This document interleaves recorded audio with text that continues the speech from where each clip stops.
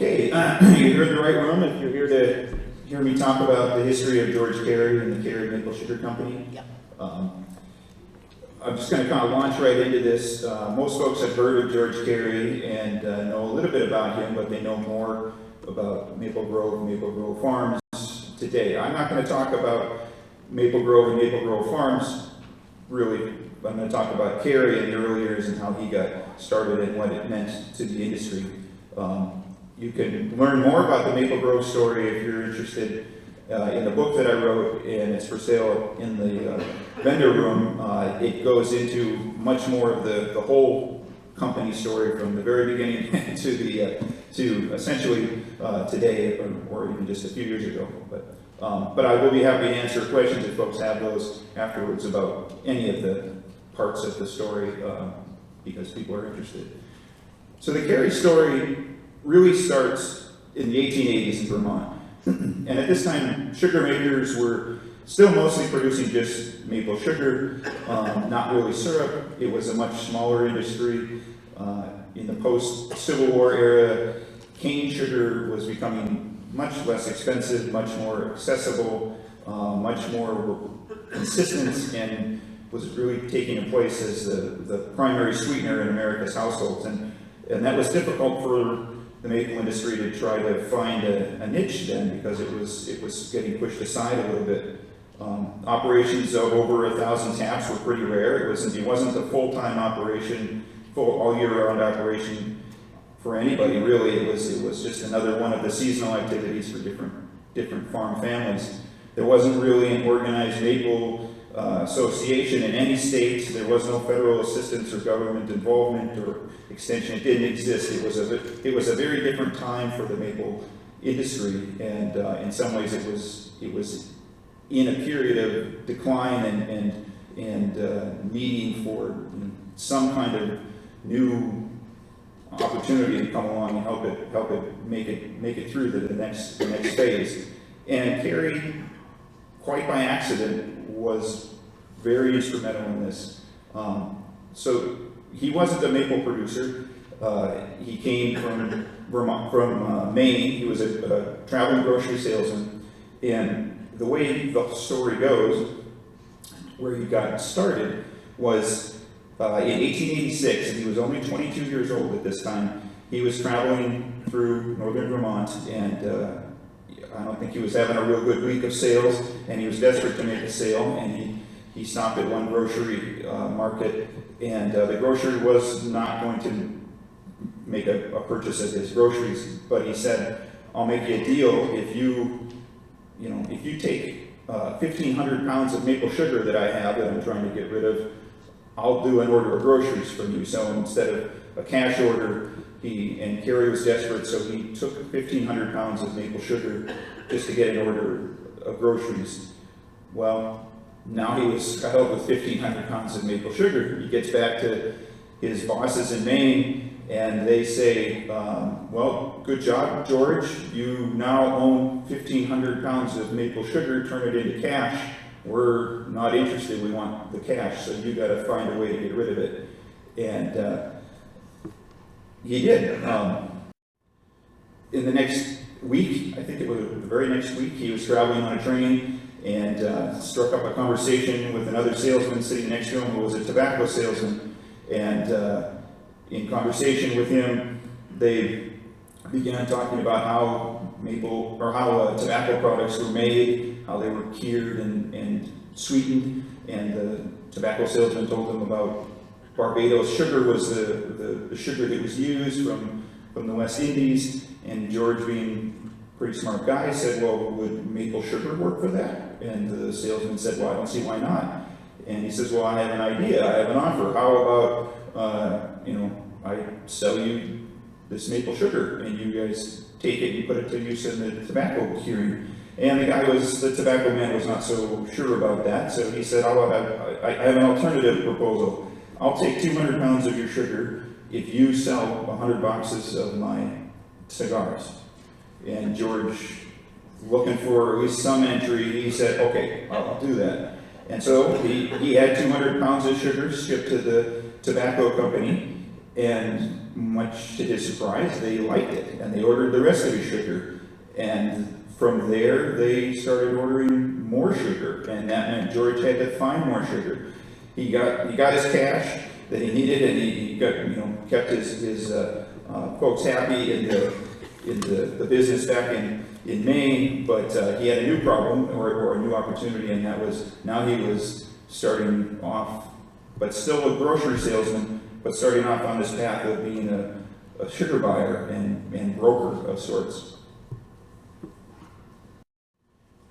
And he really went into it pretty whole hog and pretty strongly. So in 1896, he relocated from Maine to St. Johnsbury, Vermont, and he opened a grocery sales window or business there.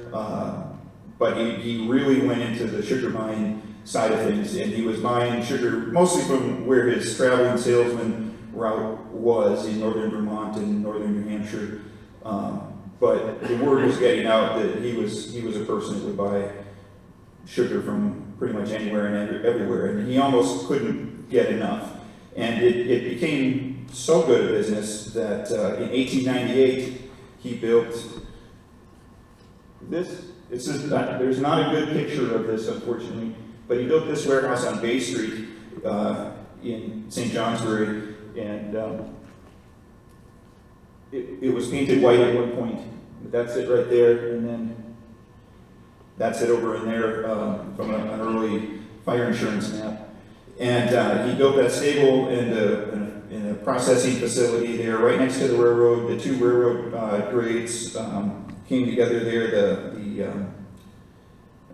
Boston and Maine and the St. Johnsbury and Champlain railroads. So he had access to great railroad transportation and just continued to exponentially grow as a sugar operator. So much so that, so he built this in 1898, 1899, he left the grocery business and was full-time maple sugar buyer and seller and packer.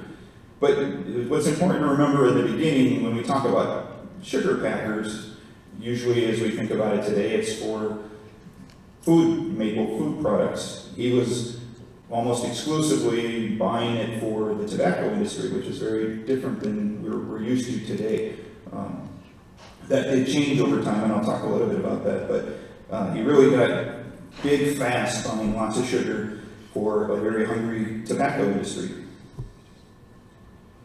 And so he was full-time by 1899. He was handling nearly 1 million pounds of sugar a year at the turn of the century, which led to a St. Johnsbury newspaper reporter in 1901 declaring him the Maple King, because he was, so that's where the title came from, and that was the first time I found evidence of it being used based on his growth and his significant amount of maple sugar that he was buying at that point.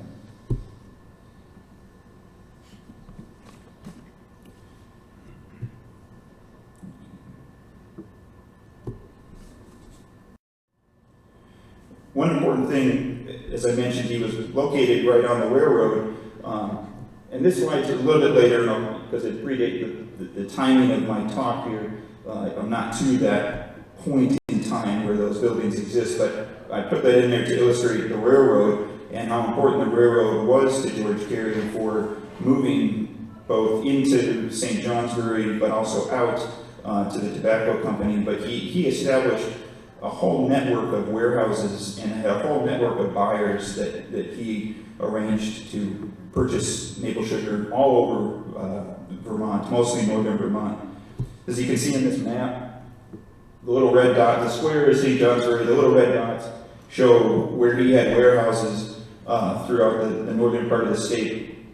And some of these were fairly large, so the buyer would be there and people would bring the sugar or syrup later to those locations, and sometimes it was stored there as an extra warehouse space until his warehouse space expanded even more in St. Johnsbury. But quite a footprint was growing for him across Vermont already.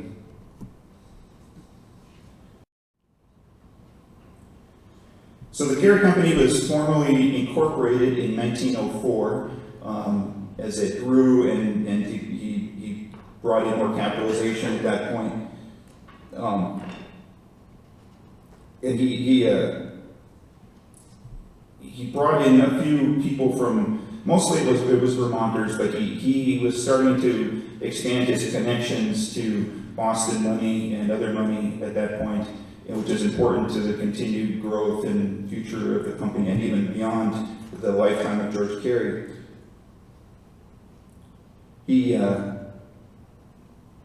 As he got successful, he really started to establish himself in Caledonia County and in St. Johnsbury. He started buying farms, lots of land. He was buying and selling farms fairly rapidly. I had a pretty good idea of where they were, but the records weren't real great in the archives that I was able to look at. But and he would sell them and buy them with different people at different times, which did lead to some interesting problems when he passed away and had an estate to settle, because lots of different names were associated with him. It wasn't a lot of things that were independently owned by him, even though primarily it was. But he established some pretty big farms and bought some pretty beautiful farms in North Danville in particular. His big one he called Highland Farm, and I don't have, there's pictures of it in the book, and there's a lot more about that in the book. But here's St. Johnsbury, north of Danville, and up towards the Standard Mountain Road up that way. He had a very large sugar bush, but he had multiple sugar bushes and multiple farms. And part of his interest in the farms as well was he was really, his second passion, maybe it was his first passion, was raising prize-winning stock. And he was really engaged also with the Caledonia County Fair and competing with his animals. He brought them to the World's Fair in Chicago.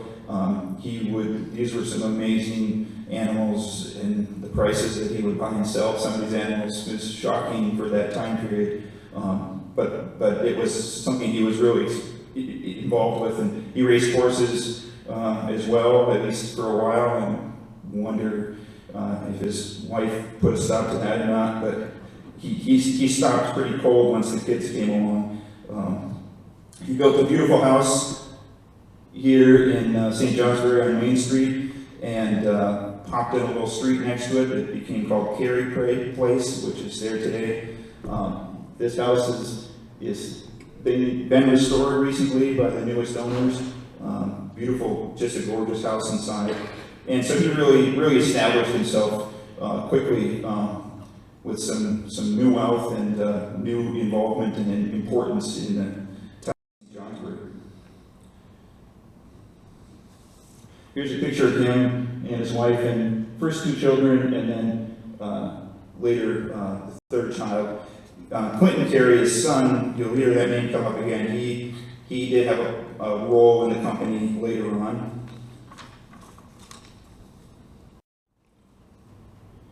And so things were really going pretty well for the company. He's still primarily focused on buying for the tobacco industry, although there is some indication that by around 1905 to 1910, he had been doing some buying for blenders, such as the Log Cabin Company. Well, in 1909, the Log Cabin Company out of St. Paul, they had a big fire and it burned up the plant that they had built in 1902. And they were left needing a bottling facility, and Cary was on their board and connected with them and helping to buy some of the maple products that they did blend. And they were 25% maple, 75% cane at that time. So Cary offered his Bay Street facility for them, and they opened up a bottling facility in 1910 in St. Johnsbury, the Toll's Log Cabin Company. And this is a slide, or a postcard. And it's hard to see, but you zoom in, that says Toll's Log Cabin, and that's the same building that Cary had established and sold to them. And so they operated there for 40 years. When Cary sold this, he just moved next door, literally a walk away to what was the St. Johnsbury grocery building, and put the company in there. That building still stands. It's essentially under the bridge where Bay Street would cross under Portland Avenue, and you can still see that building. It looks a little different, but it's essentially the same as it appears in these pictures. And so he continued his operation as before. Right next door, we have the Toll, essentially the Toll's log cabin company, and all of a sudden you have these two really big maple companies, one doing syrup, one doing sugar, and again, that just further emphasized St. Johnsbury's role and how they got then christened as the maple capital of the world. So there's the Maple King with George, and then St. Johnsbury, which still likes to try to hang on to that title. This is where it really started, when not just Cary was there, but when Toll was doing business there. 1912, so they started in 1910. In 1912, there was a record or an indication of how much business they were doing that said that both Cary and Log Cabin were each doing $1 million worth of business in 1912. So $1 million in 1912 is equivalent to $26 million today. So they were over $50 million worth of business coming out of St. Johnsbury at that time. So as I said, in 1914, Toll left St. Johnsbury, went back to St. Paul, but that at the end of 1914. In 1915, there was that gulf of maple interest in St. Johnsbury was quickly filled that's when the Maple Grove Candies Company was started. It started very small by Helen Gray and her daughter's friend, but it was initially just kind of a summer experiment on making candy, but it grew rapidly from there. I should back up. This picture shows a couple of the sugar houses that Cary had. He didn't build either one of these, but he took them over as he bought properties in Danville, North Danville, and these are neighboring sugar houses. It's a continuous wooded ridge, and where these two sugar houses are, and they're both still standing. And he kind of turned them in as the big labels painted on the side show. They were kind of his showcase sugar houses, and there's lots of filming and pictures and other things were done at different times at these two sugar houses. But it was part of his whole big expansion in the teens into that whole North Danville area, and that's where he really personally got into making sugar and syrup on his own sugar bushes with those farms, which is again something he never did as a kid. He got as big as 15,000 taps in the North Danville area, and if you heard my talk this morning about tubing, he was very engaged with promoting and using the Brower sap pipeline system, and so he installed that in the woods in North Danville, and then also helped with the manufacturing. He brought William Brower, the inventor, to St. Johnsbury from New York and became a partner with him, and they started manufacturing that metal tubing system in St. Johnsbury for a number of years. And I'll mention that again in relation to some other things with George. So in the teens, it's all stuck there. In the teens, he really began a shift to more syrup buying as well, and I venture to speculate some of that has to do with some new opportunities that he had stayed away from the syrup buying side of things when the Toll's Log Cabin folks needed the syrup, and he was still working on buying sugar and processing that for the tobacco folks. But he was learning sometimes the hard way about buying sugar, and the hard way was quality control. And there's some interesting stories about the things besides sugar that might be inside a barrel or a box or a canister of sugar to add a little weight to it that really weren't sugar. Bricks, rocks, Sometimes really, really poor quality would be poured on the bottom, and then good quality poured for the last couple inches on the top, you name it.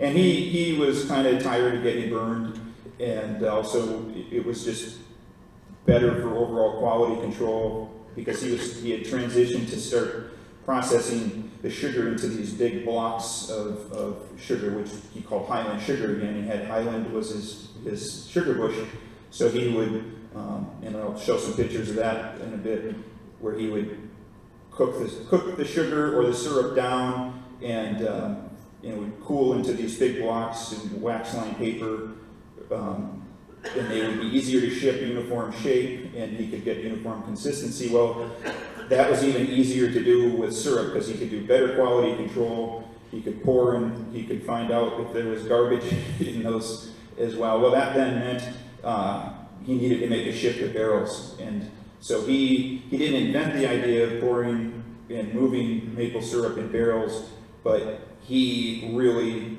made it the industry standard, and he purchased thousands and thousands and thousands of barrels and put those out to be filled. And he would use those as kind of a contract he would have them delivered to the producers with the understanding that they would be filled. If he was giving them a barrel, they could use the barrel for free, and it would be then sold to the contents would be sold to Cary. And Cary would pick up many of them. They didn't expect always to have them delivered.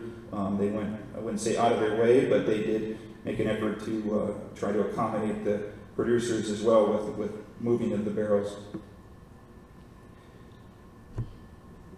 And I would say by the 20s, he was almost exclusively, especially in the U.S., it was a little bit lag with buying in Quebec, but by the 20s, he was almost exclusively buying in syrup and wasn't interested in purchasing in sugar, which is an interesting thing. This is kind of an anecdote. I didn't write about this in the book, but in going back, for example, if you read Vermont Maple Sugar Maker Association reports, and visitors would come from Ohio or other states, and they were always amazed how much, at the turn of the century, Vermonters were still hanging on to making sugar, whereas other states were moving to syrup faster.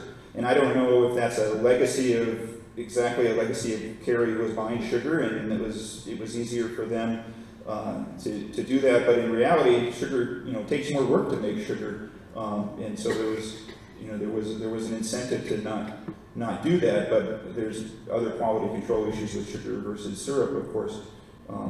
But by the 20s, he was almost exclusively buying maple bulk syrup. Oh, that last picture was the log cabin, or the Maple Grove Candies folks. I'm not going to go back because if I go back, the recording kind of gets messed up. But it was a picture of Helen Gray and a picture of the log cabin, the Maple Grove Candies facilities, and talking about in 1915 they got started, but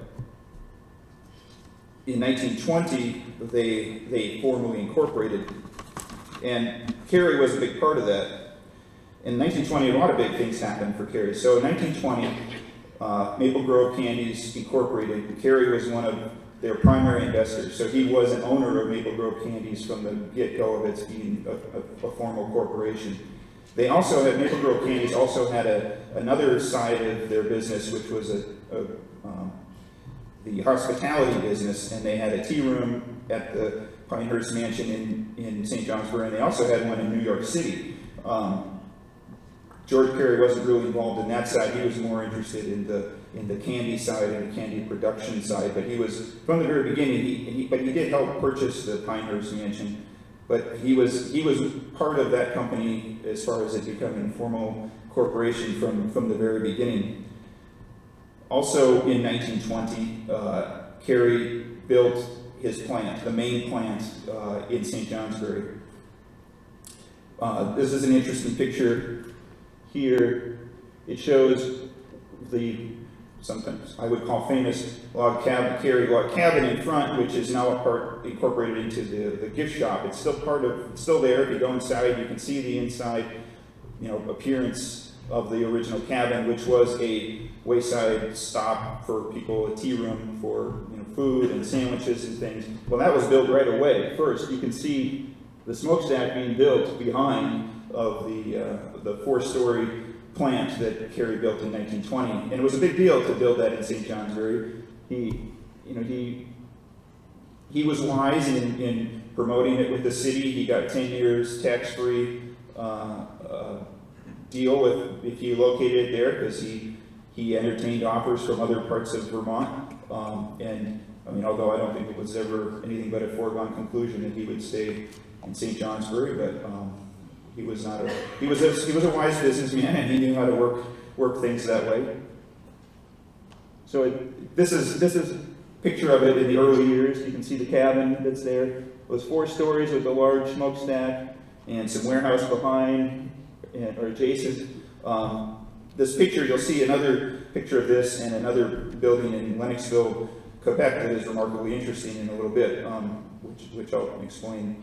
But this was really a major growth to the company, and the 1920s saw additional growth. That was really a period where he had kind of established himself pretty fully and was now expanding into other areas. So, for example, I mentioned he became an investor in Maple Grove Candies. He was an investor in the Brower pipeline system. He became a buyer for other syrup companies in Vermont, and he also started. And there's some pictures of the cabin, interior and exterior. But he also started his own label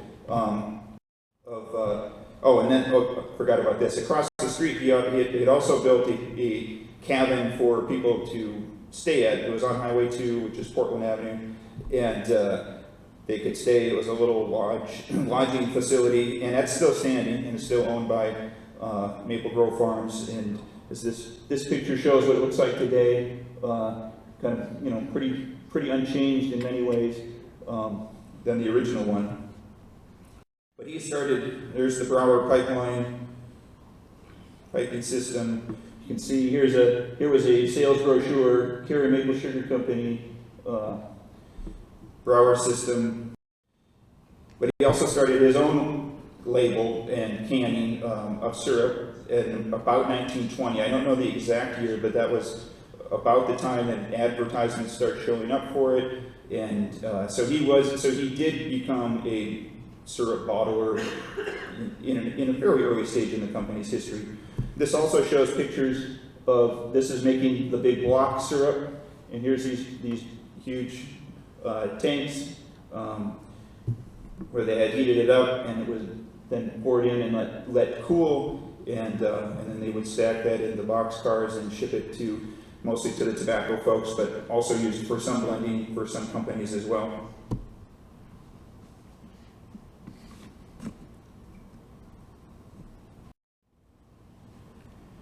So in the 20s, he gradually expanded and he was really diversifying, and that was pretty strong. In 1929, he did another big step. So Maple Grove Candies decided that they were going to sell the candy making part of it, but keep the original women in the founding of it, kept the hospitality side. So they kept the Pinehurst Mansion tea room, they kept the New York City tea room, and they sold the candy making side of it to George Cary and Cary Company outright. So that was a big purchase in 1929. And now that he had this new company, he needed to build a facility for them. So then he also built what is now the Maple Grove building that sits in front of the plant in St. Johnsbury. This brick building was built in 1929 for the Maple Grove Candies and for offices for the larger Cary Company. And Maple Grove was considered just a subsidiary of the larger Cary Company at that time.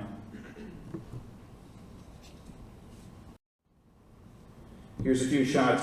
Some of these are familiar, but some of these haven't been shown before. And what's interesting about these three pictures in particular is that they're all part of a collection of photos I found from a Time Life photographer came to St. Johnsbury in 1938, and she visited the plant, and she visited the sugar houses out at the Highland Farm, and they had a special sugar on snow party and everything like that. And she took at least 100, maybe a couple hundred photographs, and they never ran the Time Life story for this, but the photos all still exist, and they are all scanned and are all online if you know where to find them.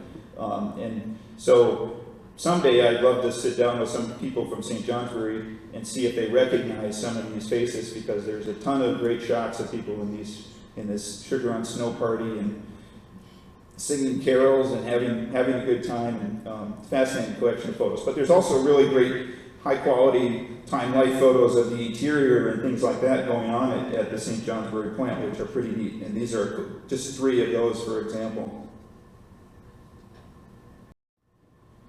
What also happened in 1929 was George Cary built another big plant in Sherbrooke, Quebec, in Lennoxville. And if you look at the picture here, this is the plant in St. Johnsbury, this is the plant in Lennoxville.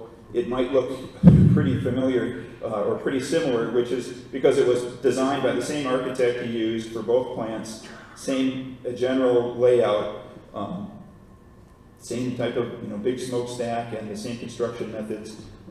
Big building as well. 1929, another big layout of cash. Bought the Maple Grove candies, built a new building for Maple Grove, built a new building here in 1929. Well, if you think about that being a wise decision, if you know our country's history, 1929 was a pretty risky time to be spending money too easily. With the Great Depression happening in late 29 into the coming years, you might wisely question his wisdom on that.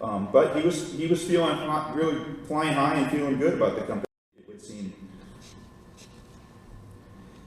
The company was really never, that was as big as the company got, both in a footprint, a physical extent. You can see in this picture, here's the Maple Grove building, here's the plant, this warehouse here, all of these warehouses back here, the cabin, and here's the other cabin across the street. He had a sawmill back here across the river for making, processing wood for all the boxes and things that he used. So the footprint alone was pretty extensive in St. Johnsbury. Clinton Cary in 1929, at that point in time, he was a young man and he was one of the managers in the company, and he commented in an interview that the company at that time employed over 200 men and women in Canada and the US, and that just in the plants. That didn't account for their whole army of buyers. They had just dozens and dozens of folks who would fan out to buy sugar from all the different producers every spring. So it was for that era and that part of Vermont and New England, it was a substantially big company. They also, the Highland label, their syrup was marketed fairly heavily out on the West Coast and in the Midwest. They had distribution warehouses in New York, Salt Lake City, Seattle, Chicago, Phoenix, Portland, Los Angeles, San Francisco. So they had really lots of expenses and lots of cash layout at that time.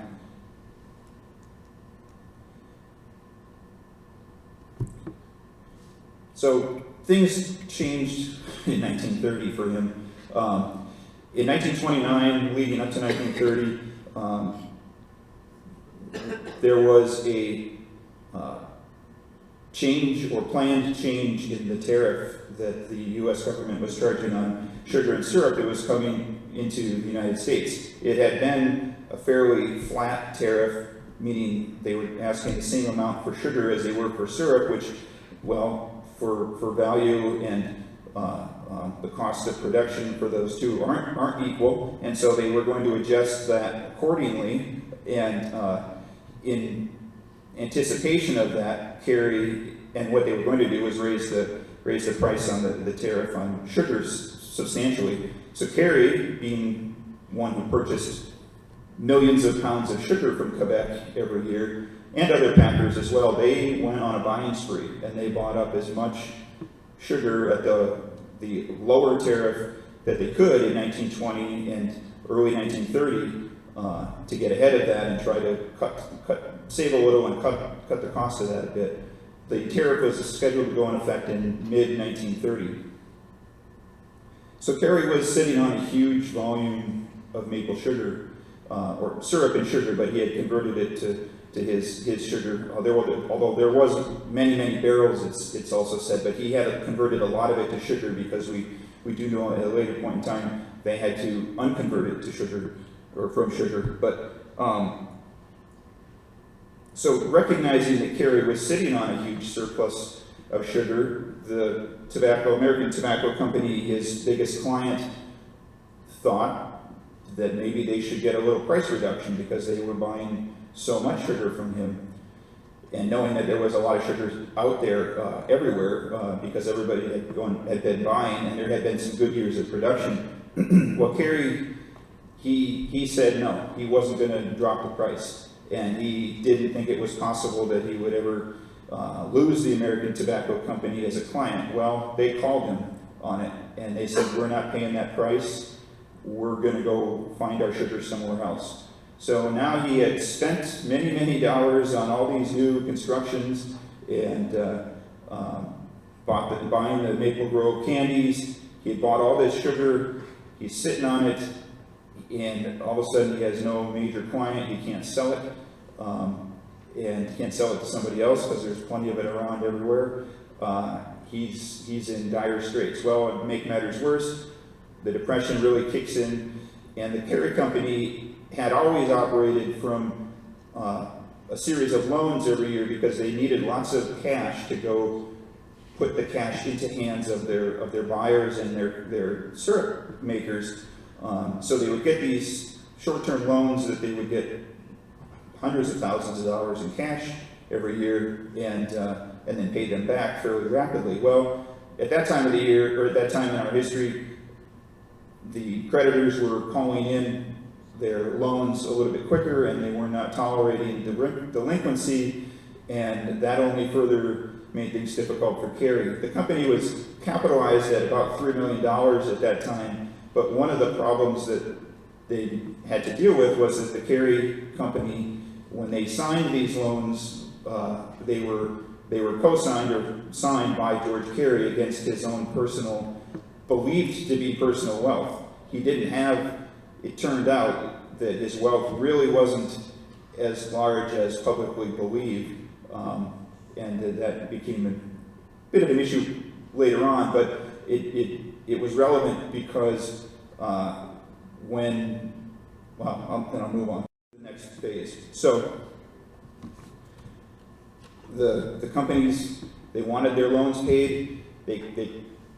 Cary Company couldn't pay the loans, so he filed for bankruptcy.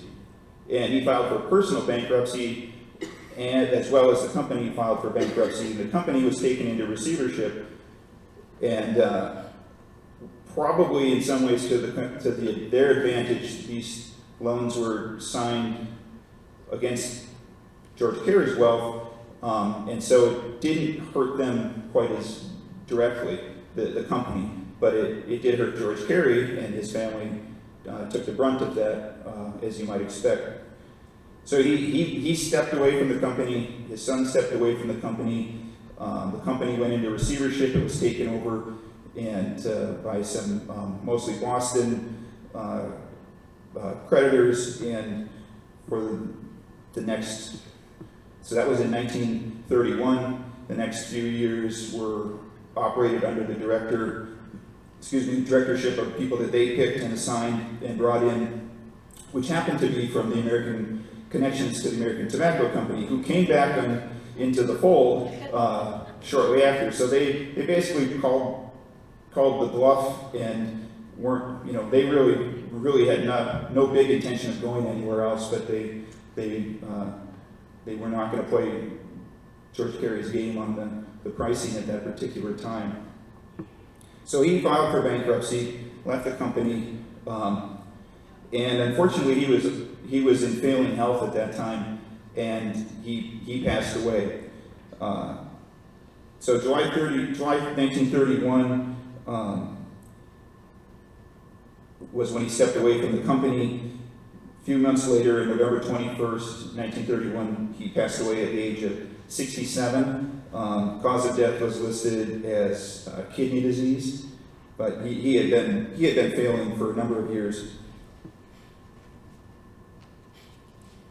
So this picture was from an auction of his estate, and you can see the date is November 4th. He died November 21st. There's no report that he attended the auction, but it had to have been pretty painful because he had spent these years developing his farms and his cattle, and it recouped very little money against the debts that he had. And his family lost everything. They lost the house in town.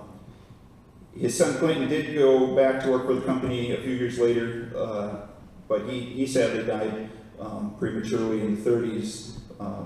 And his Annie, Cary, George's wife, and his mother-in-law, they stayed in St. Johnsbury, but they were in the house for a few years, but then they moved down the street because the new owner of the house was carving it up into apartments.